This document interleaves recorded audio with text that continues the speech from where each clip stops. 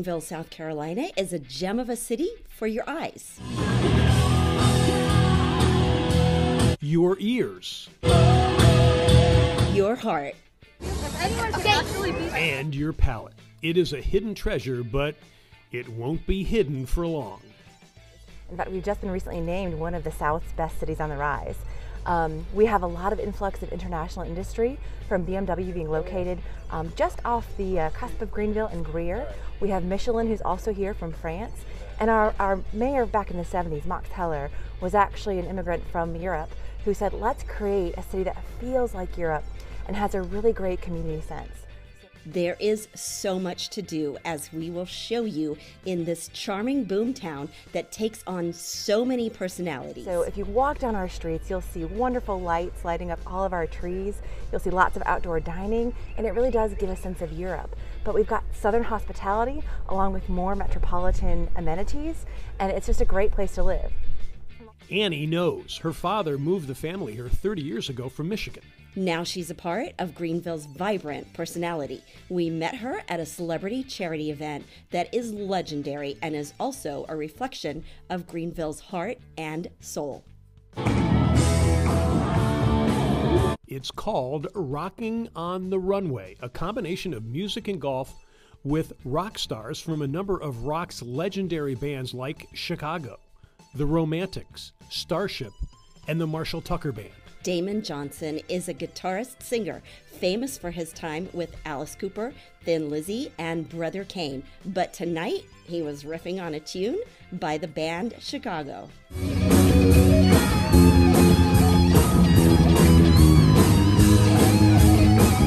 The minute we hit that first note and those people give it back to us, it's like a drug, John. It just is, man. It's like a drug. And it just takes me all the way back to junior high school when I played in the talent show with my buddies in my very first garage band. I'm sure. One of the attending celebs was actor Burton Gilliam. I knew what to expect. I knew everybody was going to go crazy for them.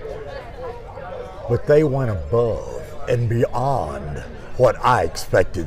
It was so good.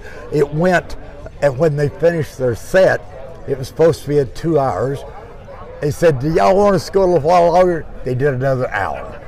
And if they had said that again, you want us to go another hour? Those guys would have been right there. They'd have been ready to do it, man. Oh, it was everybody on both sides, the performers and all the people who were watching. Everybody had a great time. Celebs like Burton, Damon, and even you were there, and on the golf course to raise money for Pendleton Place, a nonprofit that helps kids who are homeless, neglected, and abused, which is run by Annie. So Pendleton Place's mission is to help children and families who are going through crisis through intervention, prevention, and assessment.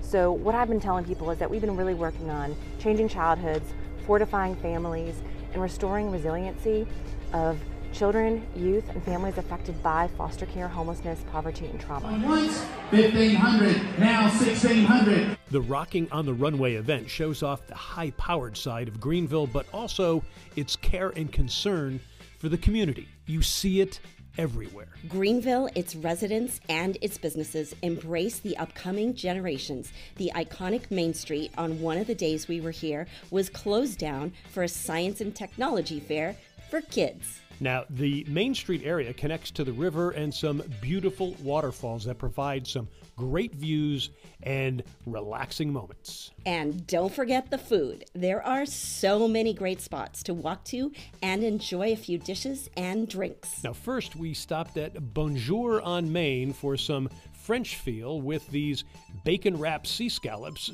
done to perfection, along with a Caesar salad. Our drink selection came with some of that Greenville hospitality, as our fellow restaurant goer, Brianna Allen, found out. Now, she is a travel agent and a current U.S. service member who requested something special from the bar.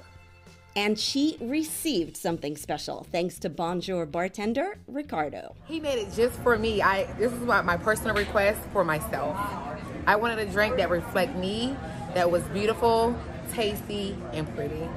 So it's called the Zesty Spring. So what it is a little bit of citron grapefruit with a little bit of citron, a little bit of blue curacao, splash of simple syrup, a little bit of lemon juice. You shake it, pour it into a tulip glass, and then just pour a little bit of fresh Pellegrino on top, and it gives it like that nice little spring, Florida, summer vibe, welcoming. Very light, sweet, bubbly too for you. What's cool, you made it on the rum, didn't you? Yeah, just kind of, she said she wanted something zazzy, very alcoholic-y, very pretty, and that's kind of what I led her to. So, kind of pleased people. Pretty people get pretty drinks, is what I like to say. The warm feelings continued at Murasaki, a local sushi joint with an extensive menu. We got the lobster roll that had fresh cut lobster on top of a roll of cucumber, avocado, and tobiko, a fish roe. You cannot eat just one. Now, the Murasaki staff suggested the lychee martini with Kettle One, lychee liqueur, and soda water. Superb.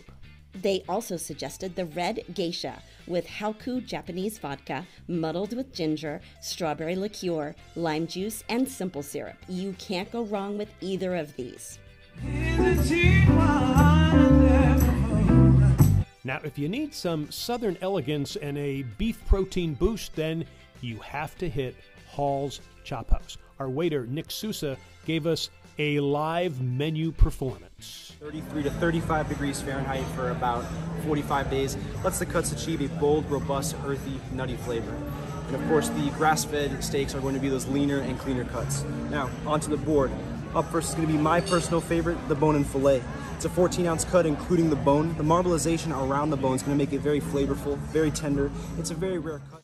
We decided on filet, but Nick insisted we get a small portion of Wagyu beef, and he was right. To complement both cuts, we had their southern special, fried green tomatoes. For our libation, we stayed in the South with Bill's Bramble, a great cocktail with 1792 bourbon, maple syrup, lemon, blackberries, all shook up and then garnished with mint. Perfect. Okay, let's get some rest now. We chose the Hyatt Regency with easy access to all that walking on Main Street. But if you're still hungry, you can hit the Roost right in the Hyatt. We had the Black Angus burger with cheddar cheese, which was fabulous. To go with it, we had the Peach Mule, which was vodka, peach bitters, and ginger beer, a perfect combo. Then we had the pork carnitas tacos, loaded with taste. To complement that, we had the spicy pineapple margarita, made with house-made pepper tequila that had a perfect but subtle bite. Now, the Roost is perfect if you just want to come down and get a great glass of wine and watch a game. The Hyatt and most of Greenville is dog-friendly, so bring your poochie with you. Just let them know the mice are not real. They are part of a Main Street scavenger hunt that you should find out about. Just another of the many adventures in Greenville.